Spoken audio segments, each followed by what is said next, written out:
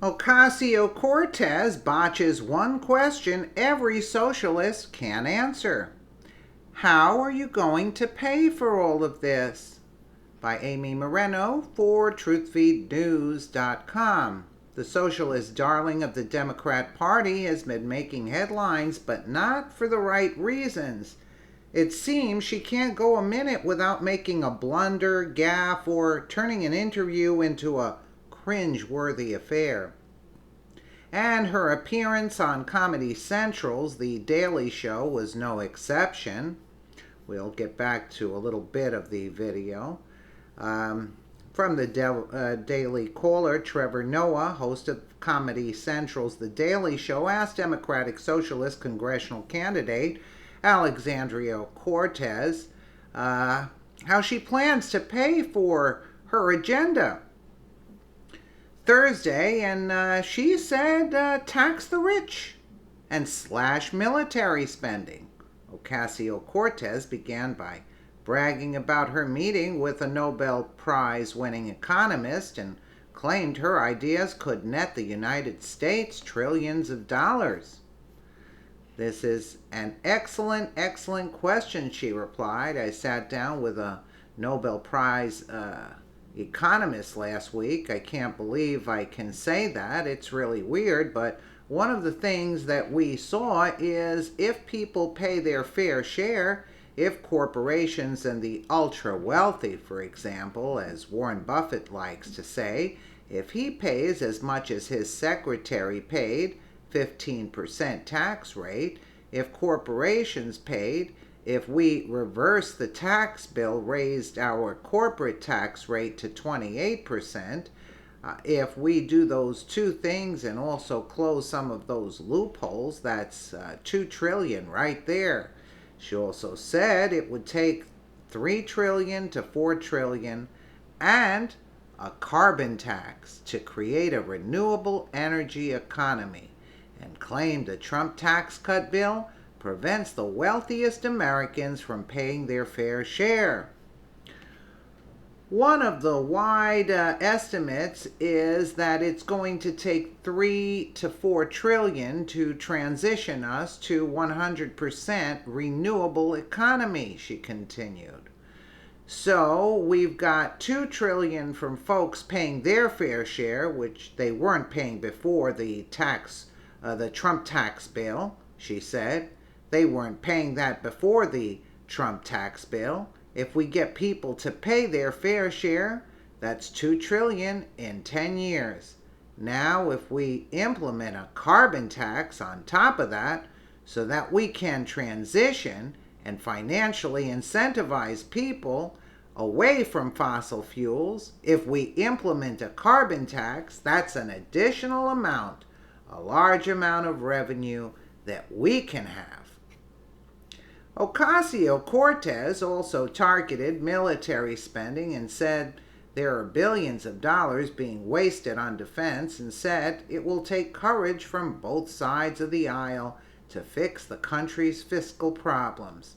Then the last key, which is extremely important, is reprioritization. Just last year, we gave the military a $700 billion budget increase, which they didn't even ask for, she said. They're like, we don't want another fighter jet. They're like, don't give us another nuclear bomb. You know. That is a decision that requires political and moral courage from both parts of the aisle, she added.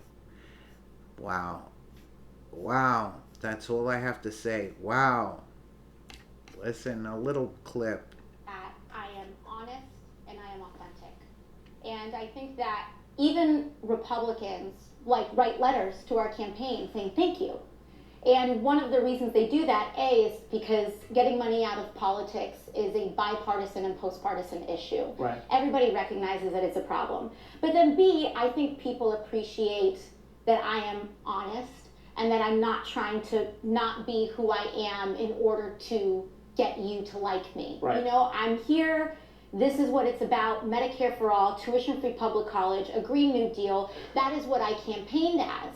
And that I think it's also important to say that this socialist label is something that I think the media cares more about, because I don't knock on a person's door and is like, hey, let me tell you about socialism. Like that's that wouldn't. That's not how I campaign. Yeah, that's like you Jehovah's Witnesses. That's right, like exactly. Yeah, exactly. And I also think that I don't knock on a person's door and say, hey, let me tell you about being a Democrat. No, I don't say that. I speak to people's needs. And, if Fox News and if media want to continue using this word, they're going to use the word. I think by me saying, oh, no, I'm not, this, that, and the other, it just becomes a distraction. We're here to talk about wages. We're here to talk about education. We're here to talk about saving our planet. We're here to talk about a carbon tax. We're here to talk about people paying their fair share.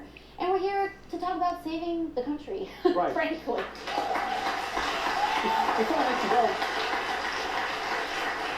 Before I let you go, then that is one of the key things that I want to speak to you about then is those ideas.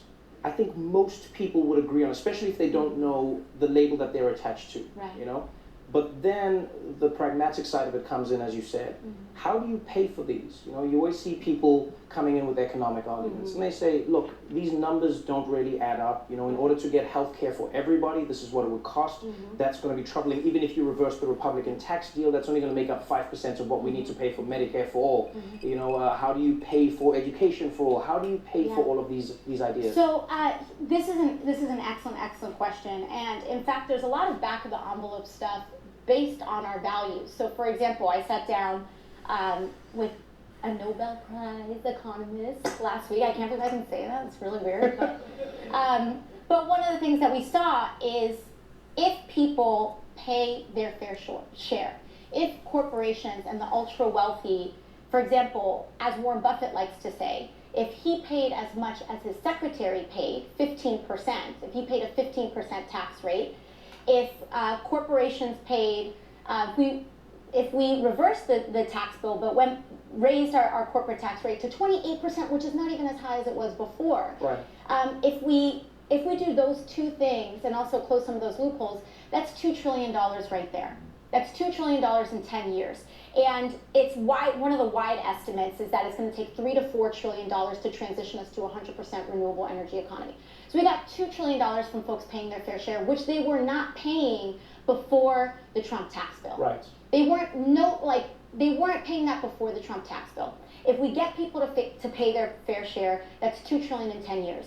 Now, if we implement a carbon tax on top of that, so that we can transition and financially incentivize people away from fossil fuels. If we implement a carbon tax, that's what everybody's looking forward to, is if we're not taxed enough, right? We want that carbon tax, that climate change carbon tax that she's talking about. She sounds like more like a celebrity instead of a politician. She's like a kid spewing things she has no idea about what she's talking about, in the sense she's in la la land, so to speak, with her numbers, what she's figuring out to do. I don't know what to say. You let me know what you guys think, but this one's, I think, a Lulu. Thank you so much for watching, and till the next video.